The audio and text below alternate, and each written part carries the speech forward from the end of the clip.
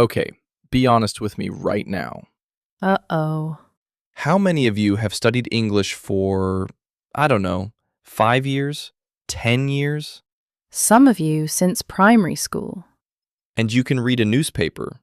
You can write an email. You can pass a grammar test. But the second a real person says, "Hey, how's it going?" Your brain just leaves the building. It's true, though. It happened to me when I moved to London. I could write essays about Shakespeare, and I couldn't order a coffee without my voice shaking. That's the gap nobody talks about. Grammar knowledge and speaking confidence are two completely different skills. Which is exactly why today's episode is different from our usual stuff. Today, we're giving you an actual plan, 7 steps. Every step has a job to do. By step 7, you're going to sound like a different person. Not a different person, a more confident version of you. Great. Welcome to Real English Podcast. I'm Liam. I'm Sophia. Okay, so before we hand you the plan, we need to talk about why the normal way of studying doesn't work for speaking. Right, because most people's routine is watch a grammar video, do some exercises, maybe read an article. All input, no output. It's like watching cooking videos for 5 years and then being shocked you can't cook. Exactly. You need to actually stand at the stove and burn a few things. So the entire plan we're giving you today runs on one rule. Say it, Liam. Speak before you type. Speak before you write. Speak before you even think it in your head fully formed. Even if you're just chatting with an AI tool by text, say your answer out loud first.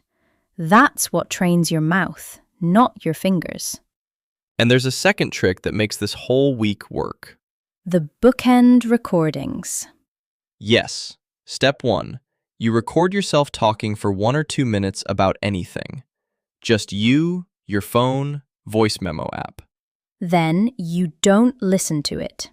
You just save it and forget about it. Then, on step 7, you do the exact same recording again, and then you compare them back to back. And that comparison is more motivating than any grade or test score. Trust me. Okay, let's get into the actual 7 steps. Before step 1, every single step follows the same 4-part loop. Once you know this shape, the whole week runs itself. Step 1. Warm up. 5 minutes. Review the previous step's vocabulary out loud. Not silently reading it. Out loud. Whisper it if you're on a bus, but move your mouth. Step 2. Input. 10 minutes. You get new words or phrases for today's topic. Step 3. The big one. Live practice. 15 to 20 minutes of real conversation. Speaking your answers out loud. And step 4. Fix up. 5 minutes at the end where you ask, what were my top 3 mistakes today? Write those down. By step 7, you'll have a list of your personal watch out for this patterns. Warm up, input, practice, fix up. That's it. Same shape, 7 steps, different topics. Let's walk through them. Step 1 is the easiest one on paper and the hardest one emotionally. Because it's the first time you're speaking out loud in English on purpose, right? Exactly. So step 1's topic is simple. Talking about yourself. Your name, your job, your family, your hobbies. Start with 20 flashcards of self-introduction vocabulary. Words like occupation, originally from, currently. Then you move into what we call real conversation mode. Basically, you have a natural back and forth about yourself, and whoever or whatever you're practicing with corrects your mistakes as you go. And then the big one. Record yourself introducing yourself for 1 full minute. No script. This is the recording you compare against on step 7, remember. It's going to feel awkward. That's completely normal. Everyone's step 1 recording is awkward. Even native speakers sound weird talking to their own phone. Especially native speakers, honestly. Step 2, we shift into present tense, because now you're describing your daily routine. This is where grammar and speaking finally shake hands. You learn present simple, not as a rule on a whiteboard, but as something you actually need in order to say, I wake up at 7. So the move here, read through the 3 most common mistakes people make with present simple. Things like forgetting the S, she work instead of she works. But don't just read the mistakes silently. Say the correct examples out loud, several times. Then, straight into conversation. Describe your daily routine. Get corrected in real time. And to finish, unscripted, 1 minute, describe your morning. No notes. The no notes part is important. Notes let your brain hide. Speaking without them is what actually builds the skill. Step 3 is where people usually panic a little bit, because now we're doing past tense. Yeah, past simple. 20 irregular verbs. Go, went. Eat, ate. Buy, bought. Flashcard those out loud with example sentences. Then, look at the 3 most common mistakes with past simple, usually mixing up regular and irregular forms, or forgetting the past form entirely and just using present. Then, conversation. What did you do last weekend? And the final task, tell a 1-minute story about something that actually happened to you recently.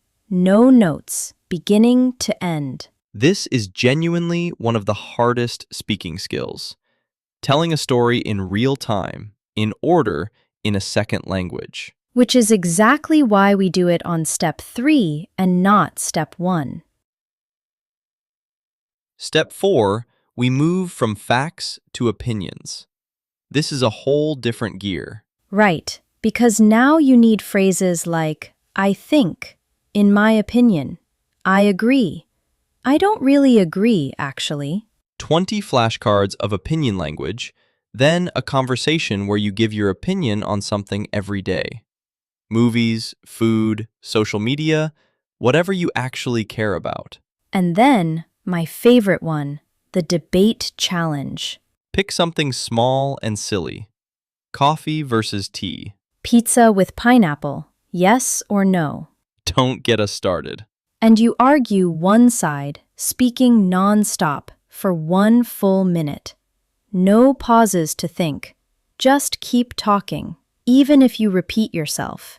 That keep talking even when you're stuck skill is honestly the single most useful speaking skill there is. Fluency isn't about never getting stuck. It's about what you do when you do. Step 5. New grammar again. Future tense. Will versus going to. This one trips up a lot of learners because the rule feels almost the same, but the meaning is different. So look at the common mistakes there first, then into conversation. But here's the twist for step 5. You push for longer replies. 3 to 4 sentences per turn, not 1. This is the step where you stop giving short answers and start actually explaining yourself. And to finish, 3 separate 30-second clips. Your plans for tomorrow. Your plans for next week. Your plans for next year. Short bursts, but 3 different time frames back to back. It trains flexibility. Step 6 is where things get real. Literally. You take a real piece of English, a news paragraph, a song lyric, a short story. And instead of just reading it and answering comprehension questions silently, you answer out loud. Full sentences. Then a conversation about the topic of that text. And to close it, summarize the whole text out loud, from memory, without looking at it. That last one is tough, but it's also the moment where a lot of people realize, wait, I actually understood that whole thing, and I can explain it. That realization is worth more than any grammar score. And here we are. Step 7, the big one. Free conversation about anything, no topic restriction. Longest conversation of the week, 15 plus exchanges.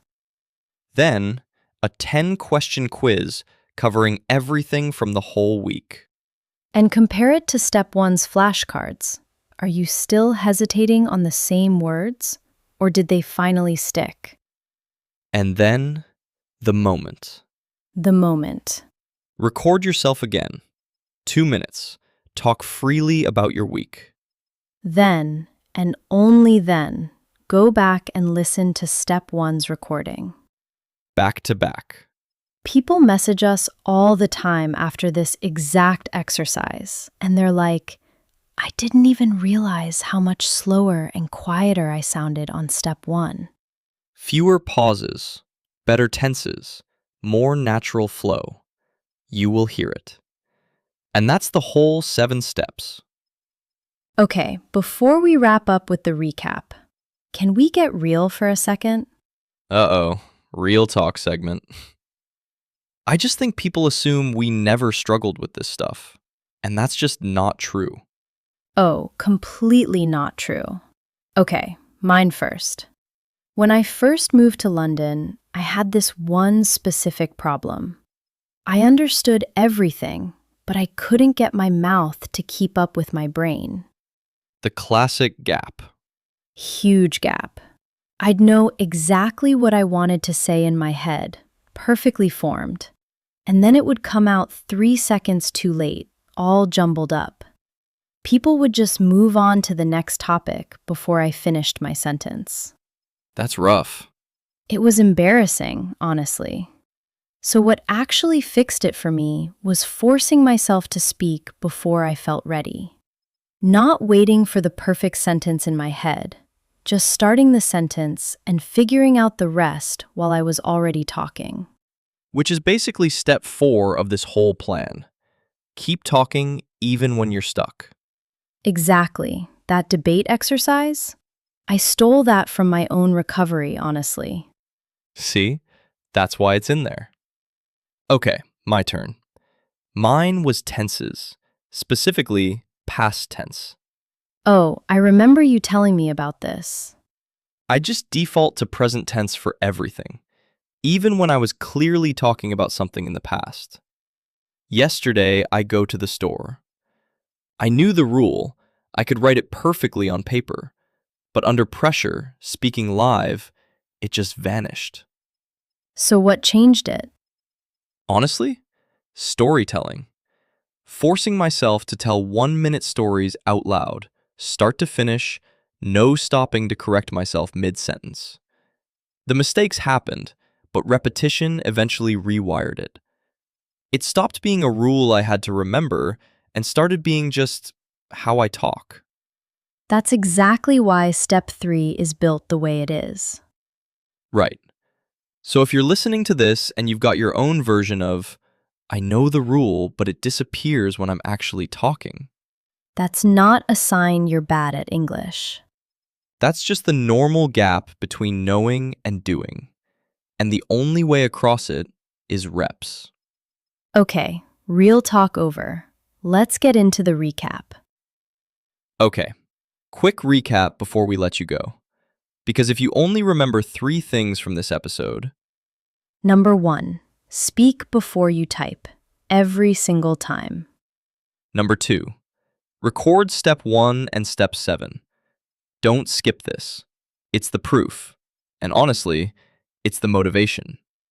Number 3, keep a mistake log. After every conversation practice, ask for your top 3 mistakes and write them down. By step 7, that list becomes the most personalized study guide you will ever own, because nobody wrote it for students in general. It's written for the exact mistakes that you make. And look, Some steps will feel awkward. Step 1 probably will. That's not a sign you're bad at this. That's a sign you're doing the part that actually works. The comfortable way, just reading and watching, doesn't build speaking. This does. If you want the full written version of this plan, all 7 steps, all the details, it's linked below in the description. Print it, save it, screenshot it, whatever you need to do to actually follow it step by step. And if you try it, come back and tell us in the comments. What did step 1 sound like versus step 7? We read every single one. Subscribe if this helped. Hit the bell so you don't miss next week's episode. And remember, you don't need to be perfect. You need to keep talking. I'm Sophia.